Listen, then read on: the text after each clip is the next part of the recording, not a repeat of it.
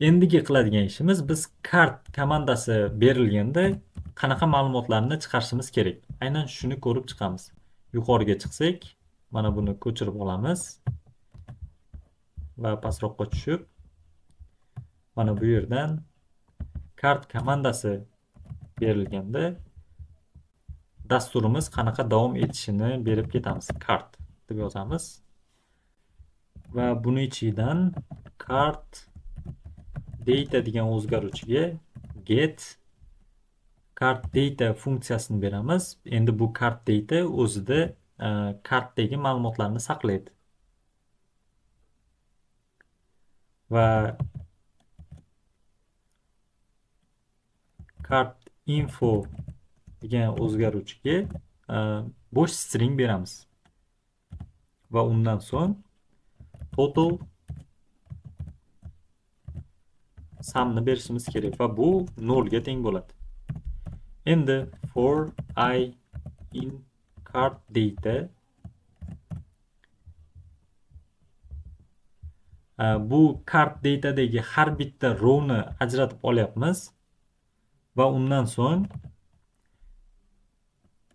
card infoga shu ma'lumotlarni qo'shib ketamiz.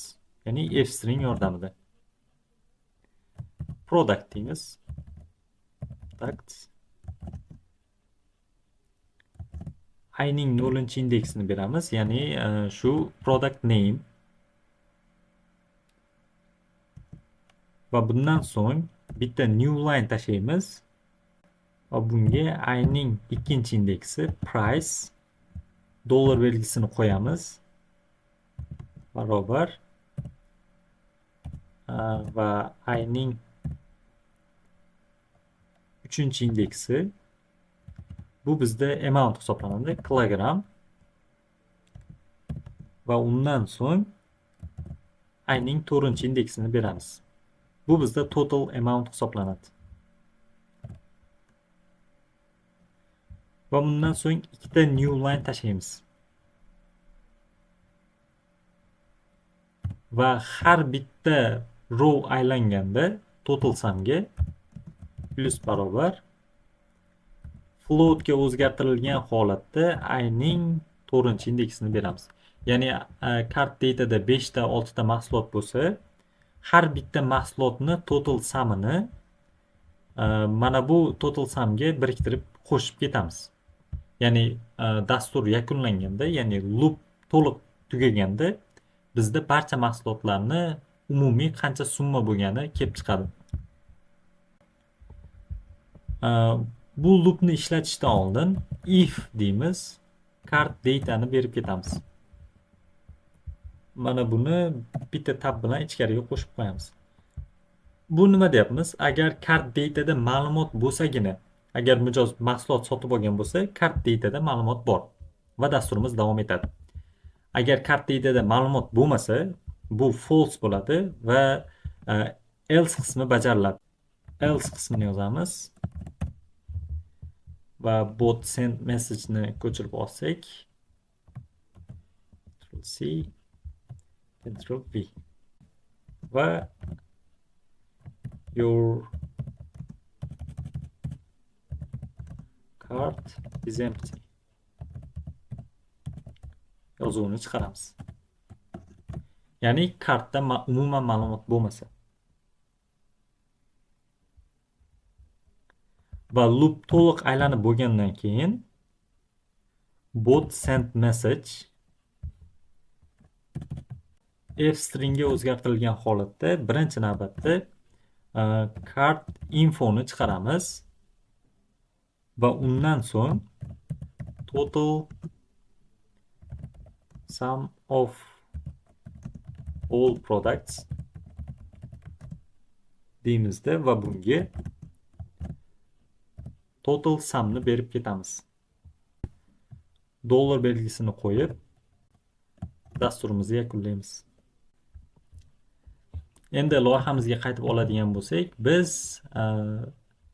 xo'p produktlarni tanlab kartga qo'shishni ko'rib chiqdik va kartdagi ma'lumotlarni foydalanuvchilarga ko'rsatishni ko'rib chiqdik va 5-siga yetib keldik. Endi kartdan ma'lumotni o'chirish. Bu yoqqa qaytib olsak, endigi navbatda bunga ham button qo'shib ketishimiz kerak bo'ladi. Ya'ni kartdagi hamma mahsulotlarni chiqaramiz va uni pastidan 3 ta button qo'shib ketamiz. Birinchi button buy products bo'ladi. Ikkinchi button delete product bo'ladi va uchinchisi quit bo'ladi. Ya'ni quitni bossa dasturdan, botdan butunlay chiqib ketadi. Kelinglar shuni tuzib olsak, buning uchun buttonlarni yaratib olamiz. Mana bu yerdan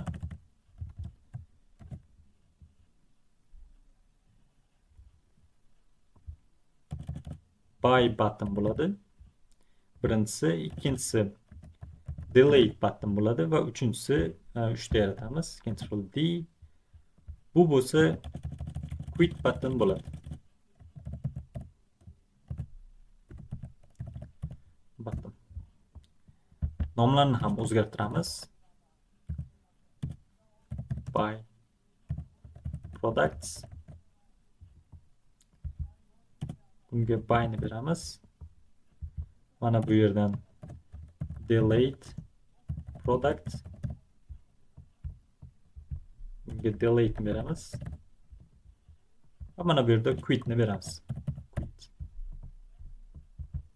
Bu quit'ga teng. Endi mana bu yerda markupning row funksiyasini ishlatamiz. Row bu har bitta buttonni alohida rowdan chiqarib beradi. Buning uchun har bitta rowni berayotganda alohida yozishimiz kerak bo'ladi. Buy button, Ctrl D. Keyingi navbatda delete buttonni berishimiz kerak. Va oxirgi navbatda quit button. Va dasturimiz mana bu yerda yakunlanganda vergul qo'yib pastdan yozaylik.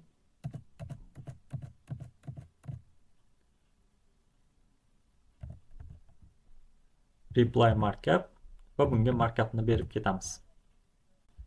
Endi mana bu yerda 3 ta button chiqadi. Shu buttonlardan qaysidir biri tanlanganda nima ish bajarilishini yozib olamiz. Buning uchun mana bu yerga kelib, turib olamiz. Va agar buy buttoni bosilganda dasturimiz qanaqa davom etadi? Aynan shu qismini ko'rib chiqamiz. Buni o'chirib tashlaymiz.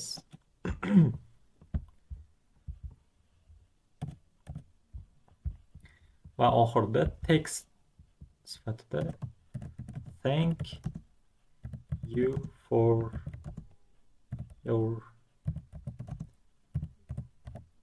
purchase yozuvini chiqaramiz.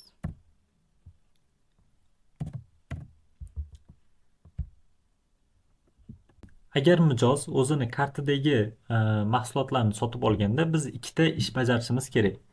Birinchi navbatda shu kartni polностью tozalab olishimiz kerak. Ya'ni kartdagi barcha ma'lumotlarni o'chirib olishimiz kerak. Bu birinchi qiladigan ishimiz. Ikkinchi qiladigan ishimiz amountni quantitydan ayirib tashlashimiz kerak. Ya'ni bizda mana bu yerda productsda quantity mavjud. Agar mijoz misol uchun Apple'dan 2 kilogramm oladigan bo'lsa, 100 dan 2 ni ayirib 98 ni mana bu yerga update qilib qo'yishimiz kerak. Sababi mahsulot olindimi, miqdor kamayib borishi kerak. Kelinglar shuni kodini yozib olamiz. Birinchi navbatda product data o'zgaruvchisini yaratib, get product datani bunga biriktirib qo'yamiz. Undan so'ng cart datani olamiz va bunga get cart datadan kelayotgan ma'lumotlarni bog'lab qo'yamiz. Undan so'ng for I in cart data, for J in product data, if I ning 0-chi indeksi, bu degani kartni 0-chi indeksida bizda ID'lar bor. J ning 0-chi indeksiga teng bo'lsa, J ning 0-chi indeksida ham product ID'lar mavjud. Amount degan o'zgaruvchi yaratamiz. Va bunga J ning 3-chi indeksidan, bu bizda quantity, Mana productsga o'tadigan bo'lsak, 0, 1, 2, 3-chi indeksda bu quantity hisoblanadi. Bootga qaytib olamiz. Quantitydan ayrimiz ining 3-chi indeksini. Yana MySQLga qaytib olamiz. Bu yerga kartga o'tadigan bo'lsak, 0, 1, 2, 3-chi indeksda amount joylashgan. Ya'ni bu quantitydan kartdagi amountni ayirib olyapmiz.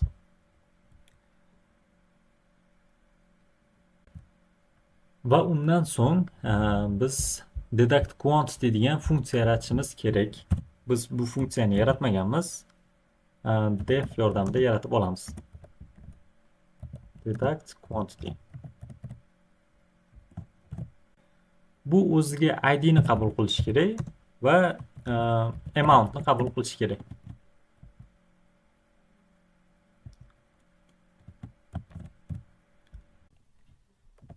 SQL degan o'zgaruvchi yaratamiz va scriptni yozamiz. Fstring yordamida. Update products set quantity teng amount ga. Endi condition beramiz. Where product id teng bo'lsa kiritilgan id ga. Va my cursorni olib execute deymizda SQL ni beramiz bunga. Va undan keyin mygp.commit ni berib olamiz. Endi kodni tahlil qiladigan bo'lsak, update products deyapmiz, ya'ni products table ni update qilyapmiz. Set quantity ga yangi kirayotgan amount ni beryapmiz. Qachonki product id kiritilgan id ga teng bo'lganda. Endi bu yoqqa o'tamiz. Deduct quantity funksiyamizni chaqiramiz. id ni berib ketishimiz kerak bo'ladi. Bu yerda j ning 0-indeksini ham, i ning 0-indeksini ham berib ketsak bo'ladi. Sababi ikkalasi ham aynan shu yerda bitta id ni ko'rsatadi. Kelinglar, i ning 0-indeksini berib ketamiz va amount ni beramiz. Va yakunida clear cart funksiyamizni chaqiramiz. Bu funksiyamiz kartdagi barcha ma'lumotlarni o'chirib tashlaydi. Loopni ichida emas, loopni tashqarisidan yozishimiz kerak. Sababi loopni ichida yozsak, agar mahsulotlar bir nechta bo'ladigan bo'lsa, birinchi mahsulotdan keyin barcha mahsulotlarni o'chirib tashlaydi. Shuning uchun loopdan tashqarida yozishimiz kerak. Undan keyingi navbatda delete ni berib ketishimiz kerak. Mana bu yerga kelib delete ga teng bo'lsa, mana bu yerda delete ni bergan ekanmiz. Delete ga teng bo'lsa, mana bu yerdagi ma'lumotni enter products id ni deymiz, which you delete.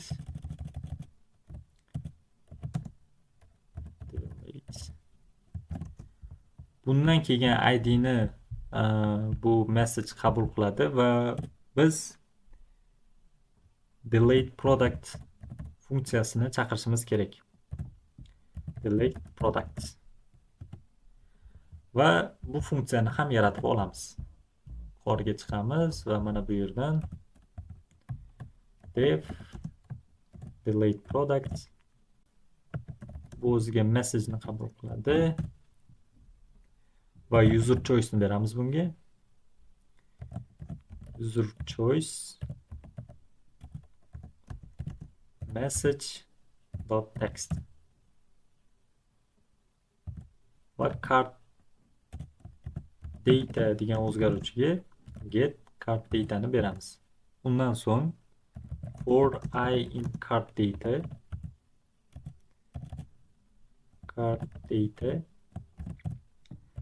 agar I ning 0-indeksi teng bo'lsa, integer ga o'zgartirilgan holatda user choice o'zida id ni qabul qiladi, saqlab qoladi. Va bunga delete item degan funksiyamizni chaqiramiz va idsiga integerga o'zgartirilgan holatda user choice'ni beramiz.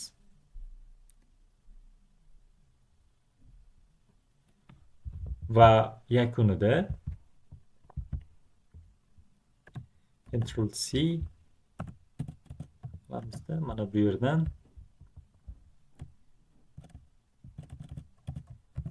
product is deleted yozuvini chiqaramiz. Undan so'ng ikkita new line tashlaymiz va kartni berib ketamiz. Kart to show kart. Pastroqqa tushadigan bo'lsak, endi call datamiz buni o'chirib turamiz. Quit ga teng bo'ladigan bo'lsa, thank you degan yozuvni chiqaramiz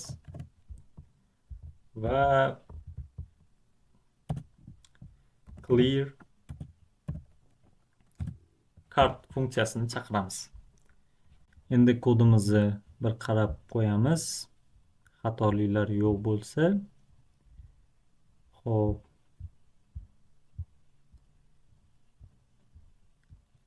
Kelinglar buni ishga tushirib ko'ramiz. Avval MySQL ga qaytib, bu yerda hammasi joyida, mana. Customerlar ham joyida va kartda bizda hech qanaqa ma'lumot yo'q.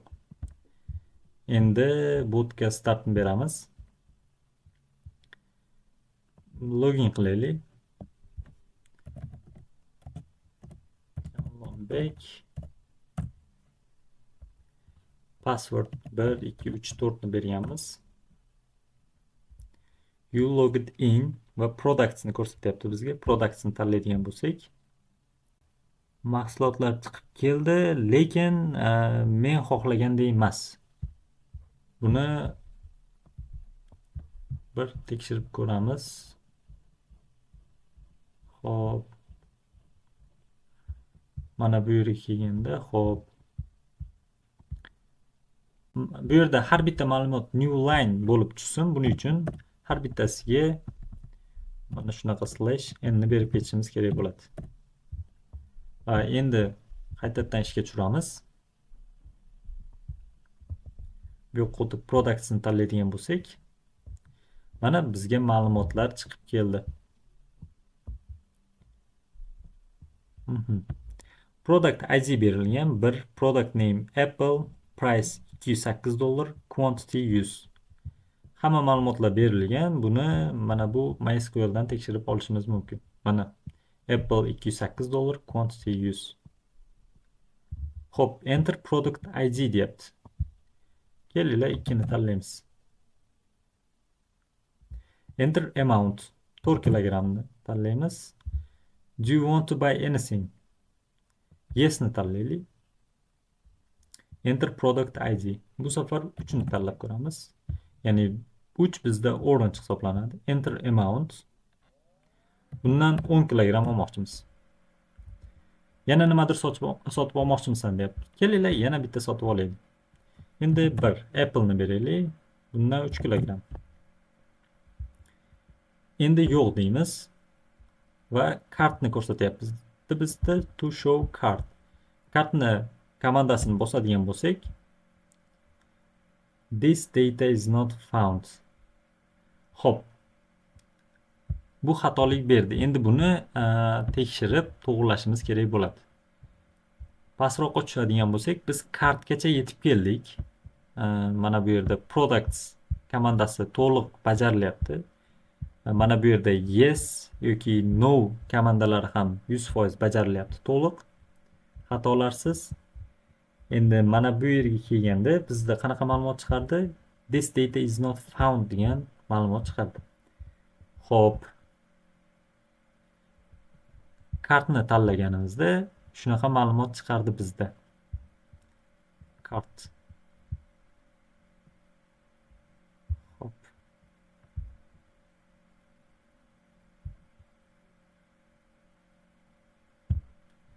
pastroqqa o'tishib buni tekshiradigan bo'lsak, kart.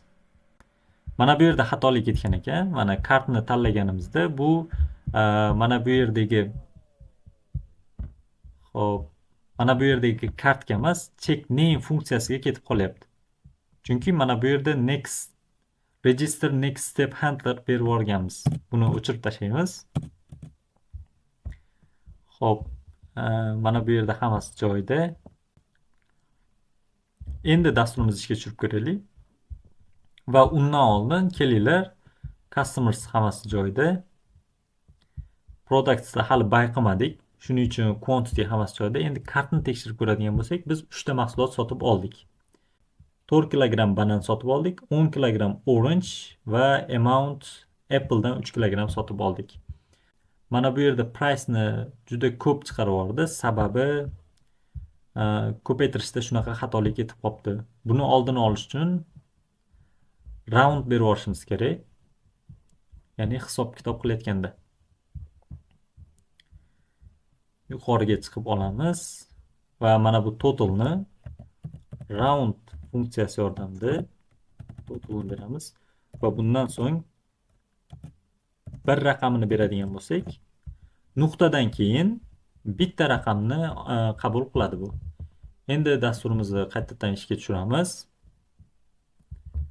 Hammasi joyida.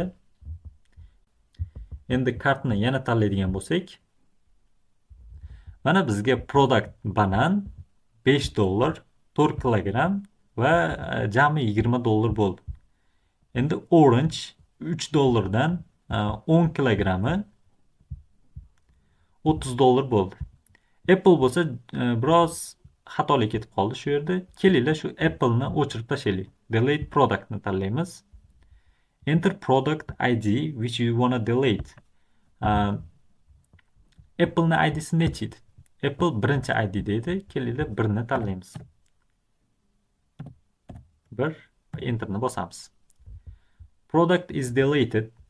Kartni bosadigan bo'lsak, mana bizga ikkita mahsulot chiqib keldi. Endi Apple bizdan o'chib ketdi. Buy productni tanlaydigan bo'lsak, bizga hamma mahsulotlarni sotib olib beradi. Quitni tanlaydigan bo'lsak, dasturimiz yakunlanadi. Delete ni ko'rdik. Kelinglar buy products deb bosib ko'ramiz. Thank you for your purchase degan yozuv chiqib keldi. Endi bu yoqqa o'tib qaraydigan bo'lsak, kartni tekshiramiz va kartda umuman mahsulotlar qolmadi. Hammasini o'chirib yubordi va productsga o'tadigan bo'lsak, buni tanlaymiz. Mana banandan 4 kilogramm sotib olgandik, 96 kilogramm bo'lib qoldi. Orangedan 10 kilogramm sotib olgandik, 90 kilogramm bo'lib qoldi. Va loyihamizga qaytadigan bo'lsak, biz bu yerda so'ralgan barcha amallarni bajarib bo'ldik. Mana hammasi joyida, hammasi yaxshi, to'liq ishlayapti. Bugungi darsimiz shundan iborat edi. Hammalaringga rahmat. Keyingi darslarimizda ko'rishguncha.